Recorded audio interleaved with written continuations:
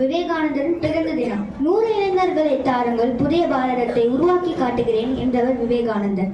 ஆனால் இன்றைய இளைஞர் சமூகம் எந்த திசையை நோக்கி செல்கிறது என்பதே பெரிய கேள்விக்குறிதான். ஒரு பானை சோற்றுக்கு ஒரு சோறு பதம் என்பது போல அவற்றில் ஒன்றை மட்டும் இங்கு நடித்தும் ஆணையும் காட்ட வருகின்றனர் நம் நண்பர்கள். அமைதியாக காண்போமா?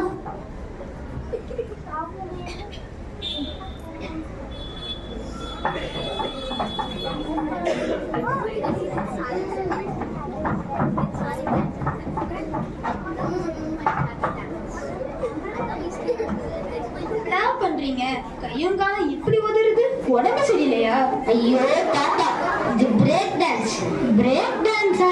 பிரேக்கே இல்லாம எங்க காலத்துல எல்லாம் பாட்டி போதும் போதும், எங்க காலத்துல எல்லாம்னு சொல்லி பரதம் தான் சிறந்தது, மோகினி ஆட்டம் தான் உயர்ந்ததுன்னு பாட ஆரம்பிச்சிடாதீங்க. நீ சொன்னாலும் சொல்லாட்டானோ எங்க காலத்து டான்ஸ் தான் சிறந்தது. ஒவ்வொரு ஆட்டத்துக்கும் ஒரு காரணம் இருக்கும் கண்ணா. சும்மா வெடுக்க வெடுக்குன்னு ஆட்டுறது இல்ல எங்க காலத்து டான்ஸ். அப்படியா? அப்படின்னா எங்க ஜெனரேஷன் அட்ராக்ட் பண்ற மாதிரி ஒரு டான்ஸ் பத்தி சொல்லுங்க பார்க்கலாம். சொல்றது என்னடா சொல்றது, ஆடியே காட்ட சொல்றோம்.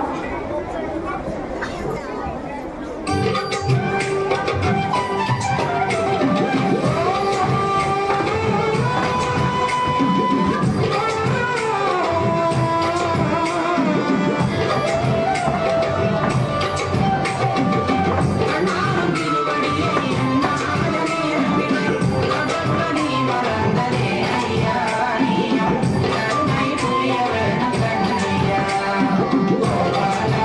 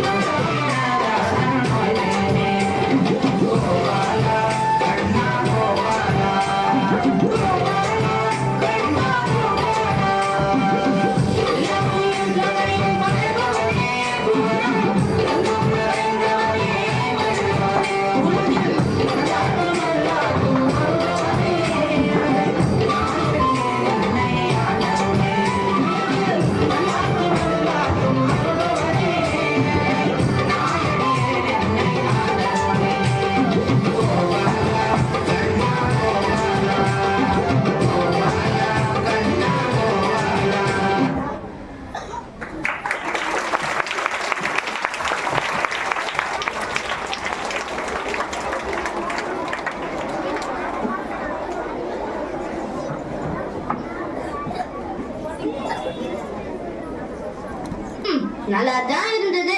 இருந்தாலும் எங்க பெல்லி டான்ஸ் சல்சா டான்ஸ் போல வருமா? என்ன அந்த இடுப்புல மணியை கட்டிட்டு டங்கு டங்குன்னு ஆடுவாங்களே அதுதானே சொல்ற? நடனம்னா உடலும் மனமும் கருத்தும் கவனமும் ஒன்னா செயல்படுற மாதிரி இருக்கணும். பாக்குறவங்களுக்கும் ஆடுறவங்களுக்கும் மகிழ்ச்சியை தரணும். இப்ப அதையே உங்களுக்கு காட்டுறேன்.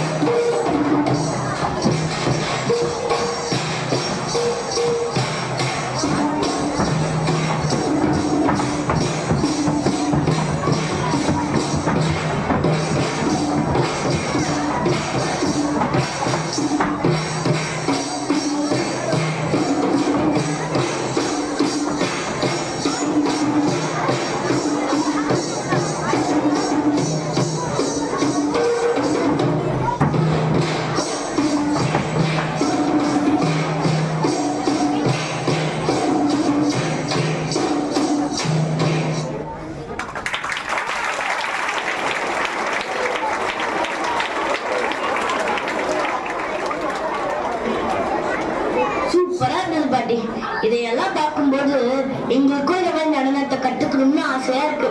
பாட்டி பாட்டி, நாட்டுப்புற கலைகள்ல என்னென்ன வகையான நடனங்கள் இருக்குன்னு சொல்றீங்களா? ஓ, சொல்றோம் கேளுங்க. கோயிலாட்டம் இது அரண்மனைகளிலும் கோவில்களிலும் ஆடப்படுகிறது. ராஜாவின் வெற்றியையும் ராஜாவின் வீரத்தையும் கொண்டாடும் விதத்தில் ஆடப்படுகிறது.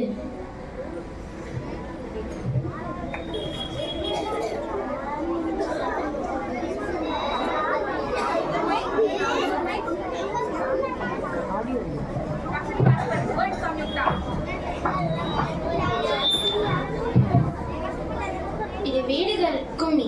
இது வீடுகளின் முற்றங்களிலும் குடியிடங்களிலும் ஆடப்படும் ஒன்று. இன்பத் துன்பங்களையும் வரலாற்றுகளையும் பாடலாக பாடிக்கொண்டே ஆடுவது இதன் சிறப்பாகும். அதன் வட்டமாக அல்லது சரிசமமாக நின்று கைத்தட்டி குனிந்து நிமிர்ந்தும் ஆடுமாட்டமாகும்.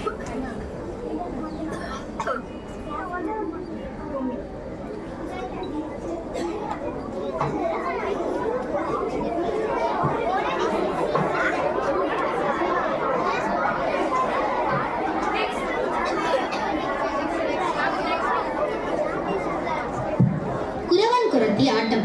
மக்கள் குரவனும் குரத்தையும் வேடன் புனைந்து ஒரு பாத்திரத்தை கட்டியபடி ஆடும் ஆட்டமான இது குரவர் குரத்தையின் வாழ்வியலை எடுத்துக்காட்டும்.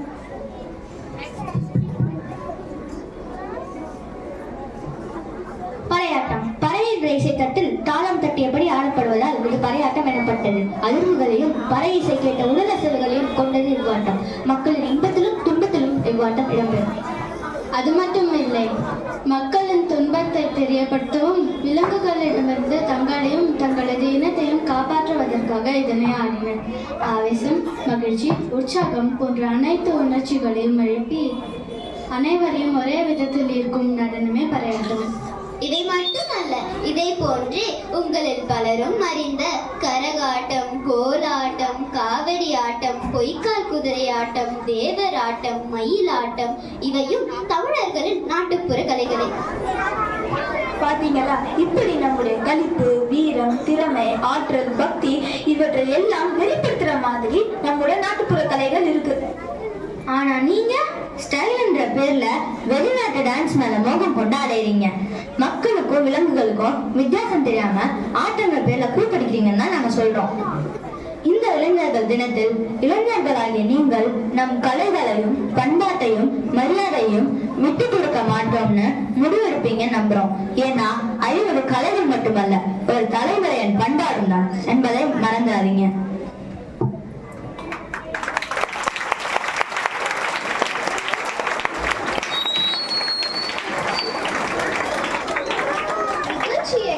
ரசித்திருப்பீர்கள் என்று நம்புகிறோம்.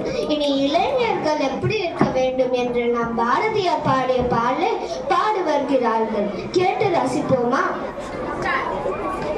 மனது உறுதி வேண்டும், வாயினிலே இனிமை வேண்டும். மனது உறுதி வேண்டும், வாயினிலே இனிமை வேண்டும். நினைவு நல்லது வேண்டும், நெருங்கின பொருள் கைப்பட வேண்டும். மனதில் உறுதி வேண்டும், கனவு மெய்ப்பட வேண்டும். கைவசமாவது விரைவில் வேண்டும், கனவு மெய்ப்பட வேண்டும். கைவசமாவது விரைவில் வேண்டும். தனமும் இன்பமும் வேண்டும், தரணியிலே பெருமை வேண்டும். மனதில் உறுதி வேண்டும், கண் திறந்திட வேண்டும். காரியத்தில் உறுதி வேண்டும், கண் திறந்திட வேண்டும். காரியத்தில் உறுதி வேண்டும். பெண் விடுதலை வேண்டும், பெரிய கடவுள் காக்க வேண்டும். மண் பயனுற வேண்டும், மண் பயனுற வேண்டும். வானகமிங்கு தென்பட வேண்டும், உண்மை நின்றிட வேண்டும்.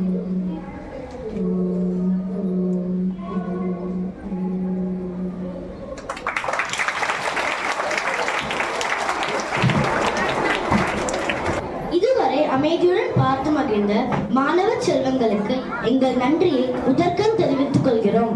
மந்தப்பள்ளியில் இந்த வாய்ப்பை எங்களுக்கு நல்கிய சுவாமிநாதன் ஐயாவிற்கும் பத்மினி அம்மாவிற்கும் கீதா ஆசிரியருக்கும் எங்கள் நன்றியை கூறுவதில் மற்றற்ற மகிழ்ச்சி அடைகிறோம். இந்நிகழ்ச்சி நல்ல முறையில் நடைபெற உறுதுணையாக இருந்த எங்கள் குழுவின் அனைத்து ஆசிரியர்களுக்கும் எங்கள் நன்றியையும் வணக்கத்தையும் கூறிக்கொள்கிறோம். மேலும் இந்நிகழ்ச்சியின் பின்புலமாக இருந்து செயல்பட்ட தியாகராஜன் ஆசிரியருக்கும் அனைத்து உதவி பணியாளர்களுக்கும் நன்றியை கூறிக்கொள்கிறோம். காலத்தினால் செய்த உதவியாக எங்கள் குழுவினருக்கு நடனத்தில் உதவி செய்த காயத்ரி ஆசிரியர், கலை ஆசிரியர், பெரியாண்டவர் ஆசிரியர் மற்றும் தாரிணி அக்கா, பிரதீக்ஷா அக்காவிற்கும் எங்கள் நன்றியை காணிக்கையாக்குகிறோம். கடைசியாக நம் அனைவரையும் மகிழ்ச்சியோடு ஆட்டுவிக்கும் இந்த இறைவனுக்கும் நன்றியை கூறி விடை பெறுவோமா? கரச்சரண